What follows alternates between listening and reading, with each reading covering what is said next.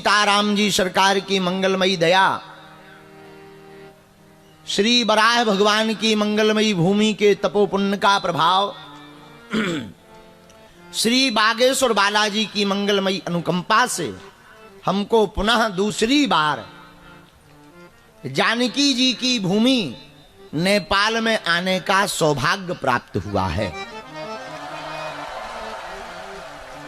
प्रथम बार में शाश्वत धाम में हमारे बड़े ही प्रिय श्री विनोद चौधरी जी के प्रकल्प से आए, इस बार पूज्य जगतगुरु जी के संकल्प से आए।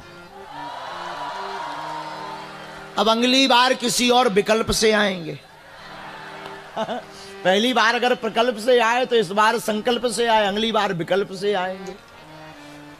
और आज की कथा के मध्य में दक्षिण भाग में सुशोभित विराजमान विद्यमान इस वाराह क्षेत्र की भूमि पर चल रहे महाकुंभ में, नेपाल के इस 12 वर्षीय 12 वर्षीय महाकुंभ में श्री जगतगुरु महाराज, उनके ठीक बगल में हमारे भारत में मध्य प्रदेश के अंतर्गत जबलपुर के क्षेत्र के आसपास में एक ऐसी विभूति प्रकट हुई थी जो वर्तमान में शब्द वाग सरस्वती की कृपा से अभी भी शब्दों के रूप में जीवित है। ऐसे आचार्य रजनीश ओशो जी, उनकी परंपरा का निर्वाहन करने वाले हमारे बड़े ही आत्मीय, बड़े ही प्रिय श्री स्वामी जी, आप विराजमान भय। सभी साधक गण मस्तक पर तिलक लगाकर साधक एवं साधिकाएं जो अनवरत पूज्य महाराज जी की प्रेरणानुसार भगवत चरणारविंद अनुरागी बनकर के अपने जीवन को धन्याश्रित कर रहे हैं। ठीक नेपाल सरकार के गणमान्य लोग और यहाँ की प्रशासन पुलिस व्यवस्था हम आप सबको खूब खूब साधुवाद कर रहे हैं। 12 वर्ष से यहाँ अखंड कीर्तन राम नाम धुन चल रही है और जगत गुरु संत नेपाल के श्री रामकृष्णाचार्य जी पूज्य महाराज जी यहाँ पर सनातन धर्म के पताका को फहरा रहे हैं और हिंदुओं को जगा रहे हैं। ये बड़ा अद्भुत भाग्य है। देखो, जिस भूमि में हम रहते वो भारत है, जहां आप रहते वो नेपाल है। अंतर इतना है कि एक लकीर खिंची है पर हैं दोनों एक ही। दोनों पड़ोसी देश हैं, रोटी और बेटी का नाता रखने वाले देश हैं।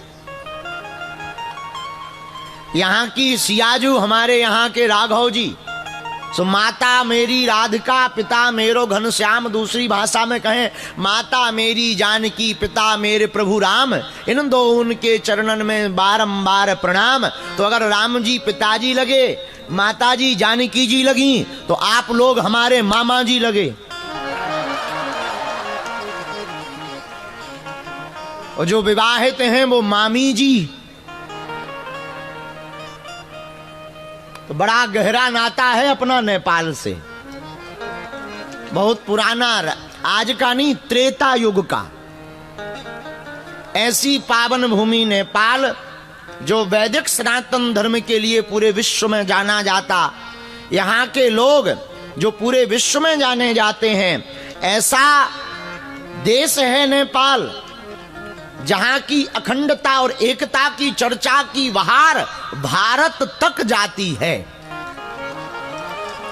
और हम भी जब भी नेपाल आते हैं, सच बोलें, आप लोगों को देख करके हम मुंह पर तारीफ नहीं कर रहे, हम भी नेपाल आकर के गदगद हो जाते हैं।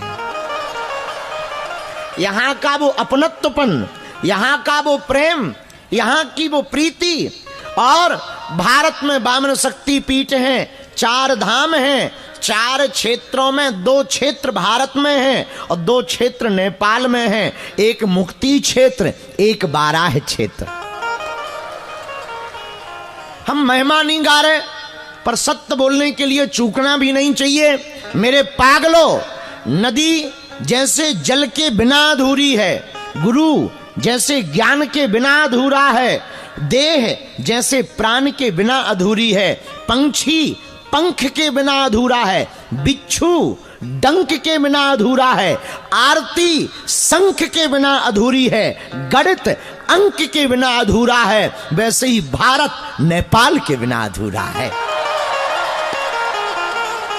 और नेपाल भारत के बिना भी अधूरा है। ये आपकी कोई मुंह पर तारीफ नहीं कर रहे मेरे प्रियजनों। राम जी की पूर्ति अगर राम ब्रह्म है, राम अगर ब्रह्म है, राम अगर परमात्मा है तो प्रभु श्री राम की नेपाल आत्मा है तो भारत परमात्मा है, और भारत अगर आत्मा है तो नेपाल परमात्मा है।